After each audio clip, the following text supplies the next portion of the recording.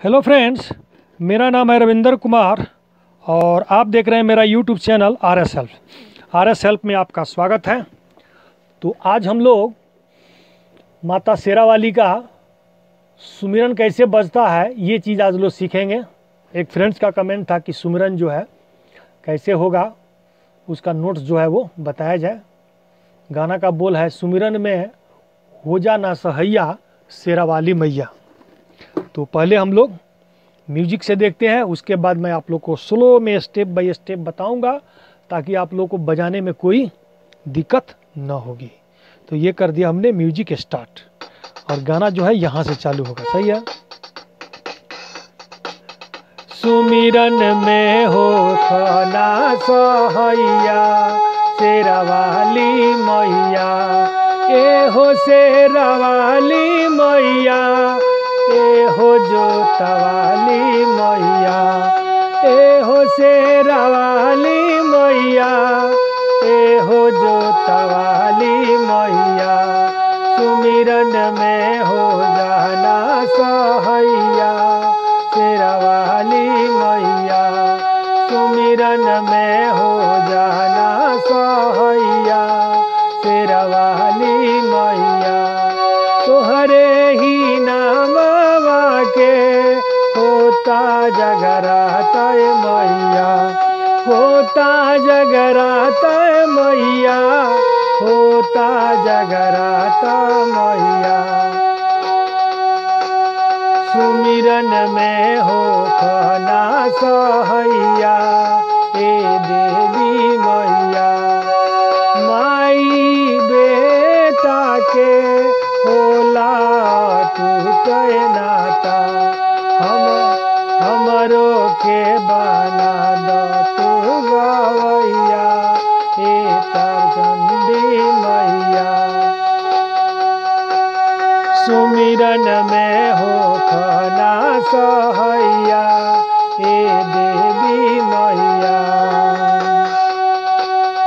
आहो शेरावाली मैया, आहो शेरावाली मैया। सुमिरन में हो खाना सहैया शेरावाली मैया। निमिया के डाढ़ मैया लावेली झूलवा हो कि झूली रे झूलीना। निमिया के डाढ़ मैया लावेली झूलवा हो कि झूली रे झूलीना। मैया मोरे गावेली या कि झूली रे झूलीना। झूलता झूलत मैया के लगले पियसिया ओ कि चली रे भैलीना। झूलता झूलत मैया के लगले पियसिया ओ कि चली रे भैलीना। माला होरिया मैया चली रे भैलीना।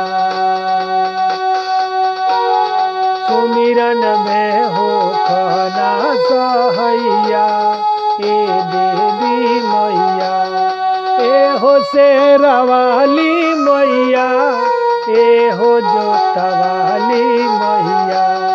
सुमिरन में हो खाना सहैया ए देवी मैया। अब स्टॉप कर देते हैं और इसके बाद देखते हैं। एक ही गाना में दो गाना को आपको नोट्स मिल जाएगा। तो शुरू करते हैं, यहाँ से चालू करना है।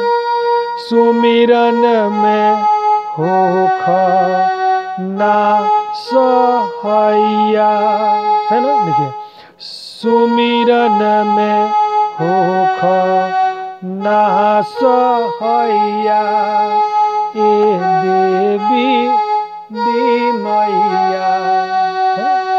सुमिरन में होखी ना सहैया ए देवी मैया। ए हो शेरा वाली मैया, है ना, फिर से देखिए, ए हो शेरा वाली मैया, ए हो जोता वाली मैया, ठीक है, ए हो शेरा वाली मैया, ए हो जोता वाली मैया, चलो, सुमिरन में होख ना सहैया शेरा वाली मैया। एकरा बाद तोहरे ही नामवा से होता जागराता मैया, तोहरे ही नामवा के होता जागराता मैया, सुमिरन में होख ना सहैया ए देवी मैया। अब इसी में एक और है इनका, अरे निमिया के डाढ़, एकदम सुन देखिए, निमिया के डाढ़ मैया लावेली झूलुहा वा की झूली रे झूलेना। फिर देखिए, निमिया के डाढ़ मैया लावेली झूलुहा वा की झूली रे झूलेना, मैया मोरे गावेली गीतिया की झूली रे झूलेना, है ना। उसके बाद आ झूलता झूलता मैया के लगल पियसी या की चली रे भैलीना, माला होरी या दुआरी या की चली रे भैलीना, चलो, जब उंगली बैठ जाए इसके बाद हाँ फिर एक बार देख लीजिए थोड़ा सा स्लो में, सुमिरन में होख ना सहैया ए देवी मैया, है ना, ए हो शेरा वाली मैया, ए हो जोता वाली मैया, सुमिरन में होख ना सहैया ए देवी मैया। जब उंगली बैठ जाए तो अब आराम से, सुमिरन में होख ना सहैया ए देवी मैया, ए हो शेरा वाली मैया, ए हो जोता वाली मैया, सुमिरन में होगा ना सहैया ए देवी मैया। इसके बाद थोड़ा म्यूजिक डाल लीजिएगा,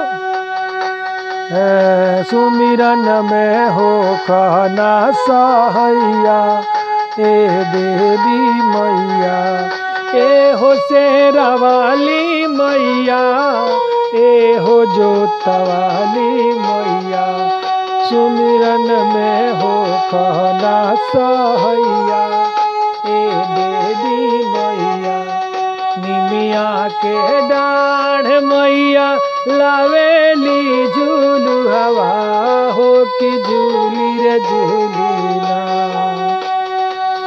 निमिया के डाढ़ मैया लावेली झूलू हवा हो की झूली रे झूलीना, मैया मोरे गावेली गीती या की झूली रे झूलीना।